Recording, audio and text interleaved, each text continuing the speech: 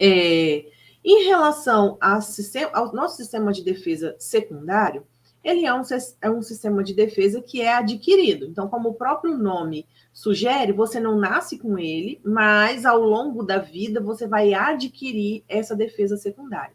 Como é que é isso? A gente tem basicamente duas formas de adquirir uma defesa que seja essa defesa secundária.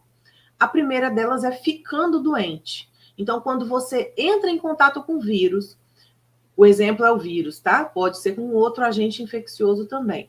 Você entra em contato com o vírus, aí vem o seu sistema de defesa primário, vem os seus linfócitos, seus macrófagos e tal, tenta fazer todo o trabalho que eles sempre fazem e não resolve. Aí você fica doente. No que você fica doente, o seu corpo continua trabalhando e estudando aquele agente infeccioso. E daí ele vai criar uma defesa específica para aquele agente infeccioso. E essa defesa específica, ela age sobre esse agente infeccioso e fica armazenada numa espécie de memória celular. Daí, todas as vezes que você entrar em contato com aquele mesmo vírus, o seu corpo já tem uma defesa, porque o seu corpo já conhece aquele vírus. Né? Então, isso serve para vírus, para bactéria, para fungo, para diversos agentes infecciosos. Né? Então, a gente adquire, porque a gente teve contato e daí a gente criou uma defesa. E a segunda forma, obviamente, é através da vacina. A vacina faz isso. Você tem o contato com o agente infeccioso, porém, é numa quantidade pequena, ou num vírus, ou num agente infeccioso que já está acelular, né, que já está morto, digamos assim, é só para pegar o formato, ou com RNA, que é o material genético desse vírus, só para estimular as nossas células a produzirem uma defesa específica sobre aquele agente infeccioso. Então, são duas formas, ou adoecendo, ou através da vacinação. Aí, por exemplo, vamos supor, vou dar um exemplo da catapora. Você entra em contato com vírus que produz a catapora. O que acontece? Na imensa maioria das vezes, você só pega a catapora uma vez na vida. Por quê? Porque o seu organismo conheceu aquele agente infeccioso, criou defesas contra ele e armazenou na memória celular. Então, quando você entrar em contato de novo com aquele vírus, o seu corpo combate muito antes da doença se manifestar. É exatamente isso que explica a reação das vacinas. Você vai entrar em contato com o agente infeccioso, ainda que seja com partes dele, com material genético dele, de uma forma bem diminuída, mas vai estimular o seu corpo a produzir a defesa. E aí, por causa disso, é que você sente toda da febre, da reação. Para a criança sempre dá alguma coisinha, a criança fica enjoadinha, porque ela está estimulando uma defesa que ela não nasceu com ela. Mas esse ainda é o método mais eficaz que a gente tem de criar defesa daquilo que a gente não nasce com ela, né? Isso também explica como é importante a gente ter bastante cuidado na orientação farmacêutica de uma pessoa que vai vacinar, ou ela ou a criança. Por quê? O que a gente vê acontecendo muito?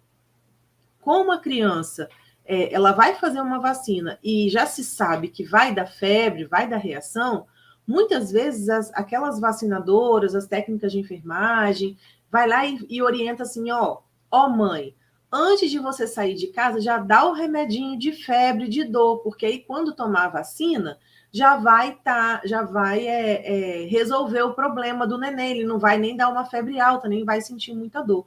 E isso é errado, a gente não deve fazer isso. Todas as vezes que você, antes de dar reação imunológica, que você toma um medicamento, ainda que seja um inofensivo paracetamol, você interfere no sistema de defesa. E daí essa defesa pode não ser tão completa assim. Entendeu? Então, eu já passei por essa situação de levar meu filho no posto, as primeiras vacinas. Aí, as vacinadoras falaram assim, ó, mês que vem tem a vacina de 2 meses, é uma vacina que dá febre, é uma vacina que dá reação e tarará, tarará. Então, antes de sair de casa, já dá um paracetamol, já dá um ibuprofeno. Então, você já recebe essa orientação equivocada dentro do posto de saúde. E isso a gente não deve fazer. Entende? Porque mesmo sendo um medicamento, entre aspas, inofensivo, né, pode interferir no sistema, pode interferir na resposta imunológica. E aí, quando veio a questão da vacinação da Covid, muita gente ficou na dúvida, por exemplo, mas uma pessoa toma corticoide, ela deve ou não deve vacinar? Porque o corticoide, a gente sabe que dependendo da dose ou dependendo do tempo de uso, ele interfere completamente no sistema imunológico, tanto que ele pode agir como um agente imunossupressor. E aí, qual é a orientação? As pessoas que têm uma doença que precisa de tomar um corticoide, né, uma doença que é autoimune, essa pessoa tem que vacinar. Ela é convidada a vacinar, inclusive ela foi convidada a vacinar antes das outras pessoas, porque ela era considerada um paciente com comorbidade. Né? Então, ela já toma aquele medicamento, não tem muito o que fazer, porque ela já toma. Agora, vamos supor que a pessoa estava fazendo um tratamento, iria fazer um tratamento com corticoide. Seria melhor que ela tomasse a vacina depois que findasse esse tratamento. Entende? Não que ela estivesse proibida de tomar, mas para que não houvesse nenhuma interferência na resposta imunológica, seria mais interessante que passasse. Igual, por exemplo, se a pessoa está doente, se a pessoa está gripada, se a pessoa está com febre, se a pessoa está com qualquer tipo de problema de saúde, ela não deve vacinar. Por quê? Porque quando a pessoa vai vacinar, vai mexer com o sistema imunológico dela. Então, se ela já estiver doente, se ela já estiver com o sistema imunológico dela comprometido, ela corre um risco de ter uma reação ainda maior e corre o risco, inclusive, de adoecer. Então, só para vocês terem uma ideia, no meu caso aqui, eu precisava de vacinar o neném. Ele não vacinou ainda as vacinas de 6 meses, ele já fez 7. Por quê? Porque ele deu bronquiolite, e aí, quando dá bronquiolite, o tratamento é longo, demorou 20 dias o tratamento dele, e depois você tem que esperar mais uns 15 dias para a imunidade da criança tá boa para ela poder vacinar. Senão, ela fica pior, né? E aí, igual, por exemplo, agora, que era a hora de eu levar ele para vacinar, ele já está de novo com o nariz escorrendo, gripadinho.